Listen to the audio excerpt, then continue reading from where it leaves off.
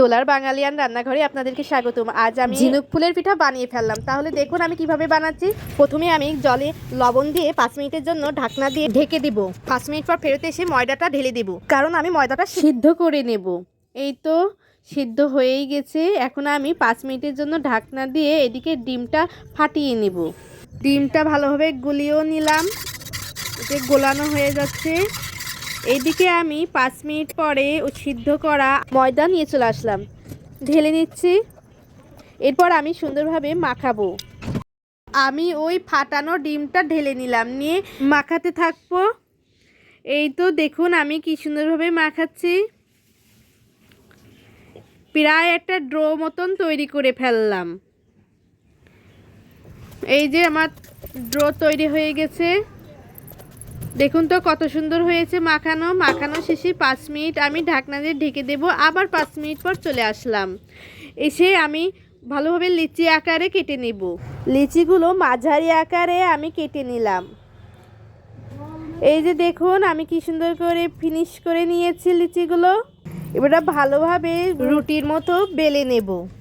এই তো আমি রুটির মতন বেলে নিচ্ছি। এরপর ঝিনুক দিয়ে আমি ফুলগুলো তৈরি করতে থাকবো, মানে ফুলের পাপড়ি তৈরি করব, কারণ এটা তো ঝিনুক ফুল। এই যে পাপড়ি আমার তৈরি করা হয়ে গেছে। এখন আমার মন মতন পাপড়িগুলো সেট করে নিচ্ছি। দেখুন তো আমি কি সুন্দরভাবে পাপড়িগুলো সেট করে নিচ্ছি। দেখুন কত সুন্দর একটা ফুলের আকার ধারণ করেছে। এই জন্য এর নাম ঝিনুক ফুল। একদম ফুলের মতন লাগছিল না?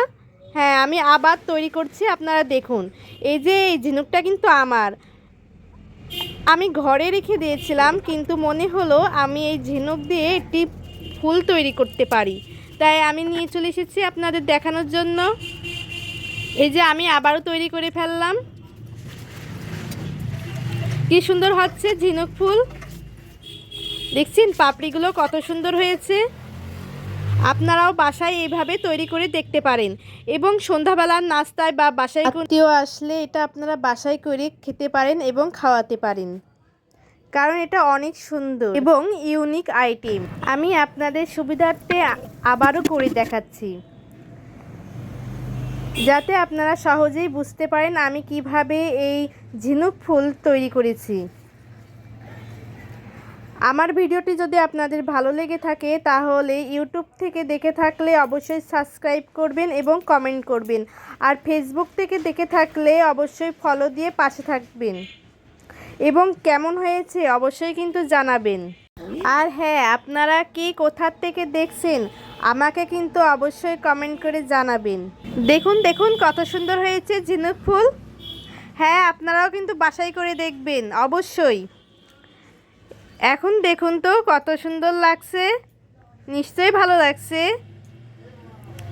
তাহলে কিন্তু অবশ্যই আপনারা বাসায় ট্রাই করে দেখবেন। এখন আমি এটা সুন্দরভাবে তেলে ভাজবো। এরপর আমি এই ঝিনুক ফুল চিনির শিরায় দেব। তাহলে দেখে নিন আমি এখন কিভাবে এটা তেলে ভাজছি।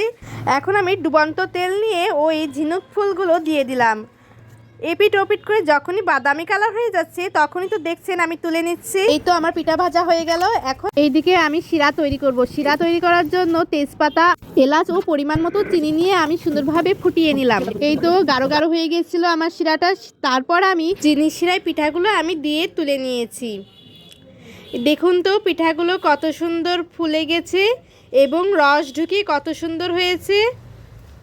আপনাদের যদি ভালো লেগে থাকে তাহলে বাসায় করে খেয়ে দেখবেন, কত টেস্টি লাগবে। দেখছেন কত সুন্দর লাগছে এখানে।